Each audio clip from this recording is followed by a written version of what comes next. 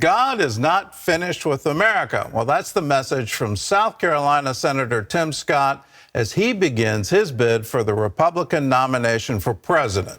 Senator Scott believes he can unite this country and usher in a new wave of optimism and hope through faith. In this interview with CBN's Abigail Robertson, he reveals what God spoke to him before he entered the race.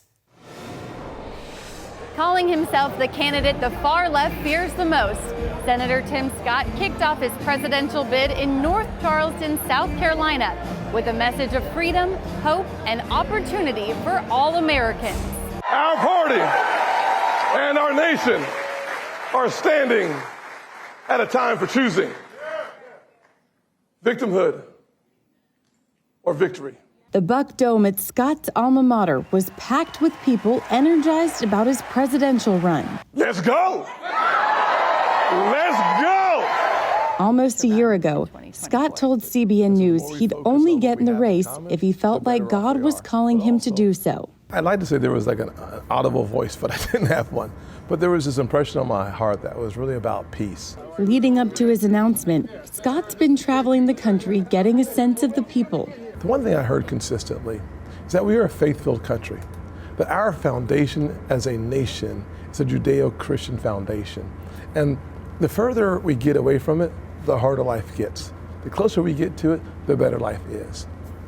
That's the one message I get excited about. Before making it official Monday, Scott says God revealed this to him. About 6 o'clock, 7 o'clock, I was thinking about it. You could feel the nerves and the butterflies. And finally, I heard the Lord speak to my heart and say, this is not about you. Don't confuse it. You're my vessel for this journey, but it's not about you. It's about the American people who are starved for hope, looking for opportunities. They want to protect this nation that they love. In a time of deep political divide, Scott believes he can unite the country and is fervently optimistic. I really felt like the Lord was saying, remove you from the equation and let's just see what happens. Now, I'm very confident that he's not finished with this nation yet. And my hope is that we usher in a new wave of optimism and hope as we turn back towards faith. Not just faith in the Lord Almighty, but faith in each other and faith in our future. Known as one of the GOP's most conservative senators, his top priorities include America's security, school choice, pro-life legislation, and fiscal conservatism. 16% inflation since President Biden has taken office. It's devastating and crushing families like the one I grew up in. Being raised by a single mother, I know there's dignity in work because she taught me that. So helping people understand that to restore dignity, if you're able-bodied, you work. I think that is called common sense.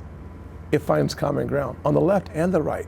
While Scott made no mention of former President Donald Trump in his speech, the leading primary contender released a statement striking an unusually friendly tone with his latest GOP challenger and wishing him good luck. We've had some good work together.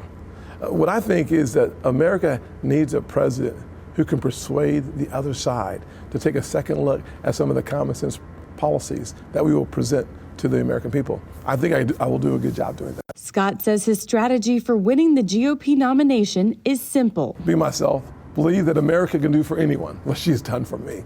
We're going to talk about restoring hope. We're going to talk about creating opportunities, and we're going to protect the America we love. And that's going to start at our southern borders. As he enters the race, Scott says he's leaning on Scripture for strength and encouragement.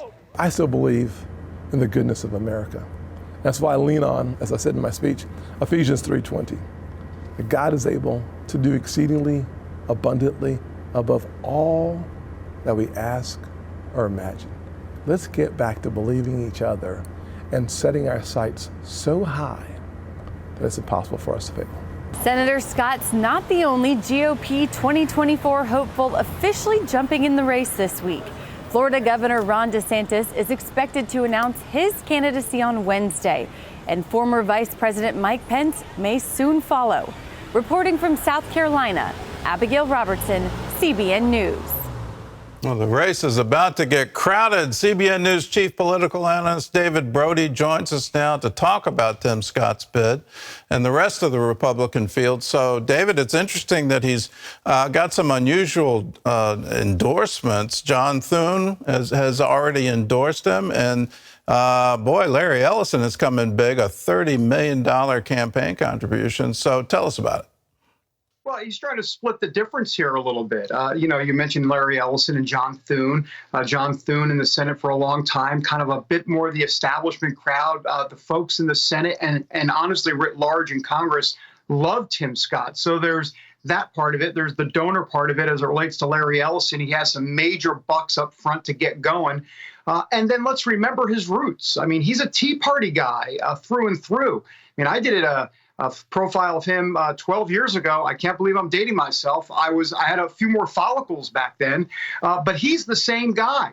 I mean, he's the Tea Party guy who was talking about and infusing Bible verses in policy prescriptions for the United States back then. And so, look, I think he's formidable. Donald Trump is obviously in a lane by himself. There's the Ron DeSantis lane. And then I think there's the Tim Scott lane that includes Nikki Haley, potentially Mike Pence as well. That's the way I see it right now, Gordon. Any chance of Governor Youngkin joining in? I know there was some talk about it, but do you think he's going to decide to run? Well, there has been talk about it. It remains to be seen. I'm not convinced that he will do it. But then again, I think you also might want to wait a little bit in terms of how this plays out. We know that Donald Trump has a few lingering legal issues, and that might be putting it mildly. So you wait to see how that plays out. You wait to see how much Ron DeSantis does when he gets in. He's obviously been taking a lot of hits, and he hasn't even gotten in the race. He'll do so this week. So I think it's a wait and see on Youngkin. But if he gets in, he's going to be in that third lane. There's been talk about Youngkin being in kind of in a lane all by himself. I don't buy it. I think ultimately the way this is going to play out, Gordon, is after Iowa, traditionally the way this happens is you have the winner and you have second and third place. There'll be three people coming out of Iowa. Who are those three? You assume it's Trump. You assume it's DeSantis. Who is that third person? Will it be Tim Scott, Nikki Haley, Mike Pence, possibly Glenn Youngkin? I think that's the way this is shaping up. Well, let's talk about it from the two top contenders, if you will, Trump versus DeSantis. My mind goes back to an earlier race. It seems like a long time ago right now. But there was another governor from Florida running who supposedly was the front runner, supposedly had a lot of backing. And boy, he ran into a Trump campaigner that just completely blew him out of the water. Are we about to see that happen again with DeSantis? It's so interesting you say that, Gordon, because it does feel eerily similar to Jeb Bush, or as Donald Trump called him, low energy Jeb. And so he got crafted with a narrative that he did not want. Jeb Bush, did not want. And now Ron DeSantis in that same boat with the Ron the Sanctimonious, and there's been other things as well, to starting to craft a negative narrative on DeSantis. This happened with Ted Cruz and Marco Rubio, right? Little Marco and Lion Ted. And Donald Trump is a master brander. And, I think if DeSantis doesn't do well here, I think it'll be a colossal mistake that he didn't get in earlier. I understand he wanted to get through the Florida legislative session. But ultimately, this narrative about DeSantis has already started to leave the station, and DeSantis has a lot of work to do. I think these next 30 to 60 days are imperative for him to be forceful and out front if he's going to have any shot. Well, wasn't the reason for delaying mostly about campaign finance law? He's able to do these, whistle stop tours, if you will, except they're, tarmac stop tours. He was also able to do that foreign tour, which I think misfired on him, 5 countries in 4 days. It just was too taxing. Is that the reason he's delayed? That was part of it, and I think it was just a tactical blunder on his part. I mean, so you get the whistle stops, and you don't have to go through the FEC on this stuff. The problem is that all the meanwhile, the narrative is crafted that everybody knows you're getting in, and Trump is going after you, and you can't really fight it at that point because you're not a declared candidate.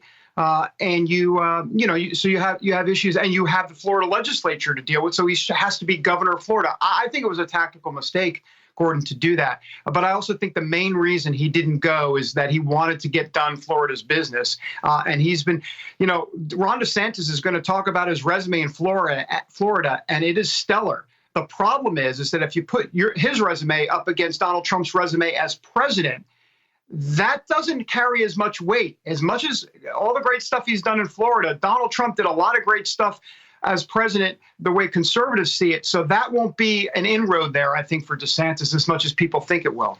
All right, well, let's play a scenario where the heavyweight Trump campaigner literally knocks out DeSantis. He brands him early.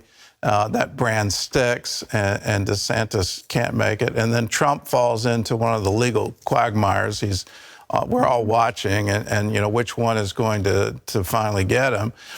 And it's determined that he's unelectable. What do you see? Some kind of contested convention where we don't know the nominee until the convention actually happens? And if that is the scenario, who do you think wins?